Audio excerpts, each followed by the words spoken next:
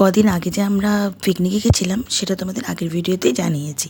তা সেখানে গিয়ে পরিবেশটা এতটাই সুন্দর ছিল, ফুল টুল ভরা, গাছগাছড়াতে ভরা। আমার তো ভীষণ ভালো লেগেছে, যদিও যেহেতু আমি প্রকৃতি প্রেমিক। আর সেখানে দেখতে পেলাম বড় বড় সব গাছ। অমনি নিজেকে যেন একটা ছেলেবেলার দিকে ফিরে পেতে চাইলাম। আর এই দেখো, এই গাছটাতে ওঠার জন্য আমি ব্যস্ত হয়ে পড়লাম। সামনে দিয়ে যে বৌদি আমার ভিডিও করছিল সেটা যদিও আমার জানা ছিল না।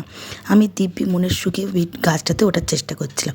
ঠিক দেখে মনে হচ্ছিল না এটা বাদরের মতন।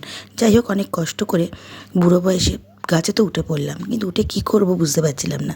তারপর দেখলাম এটা একটা আম গাছ। ভাবলাম না, আমি সবে বোল ধরেছে, তাহলে আমগুলো একটু পাড়তে পারি। অনেক চেষ্টা করলাম, কিন্তু সে আর পেরে উঠলাম না।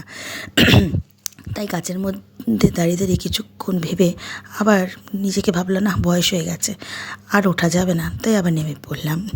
যাই হোক, এই করে পিকনিকটা আমাদের খুব ভালো কেটেছিল। তোমাদের যদি ভালো লাগে অবশ্যই কমেন্ট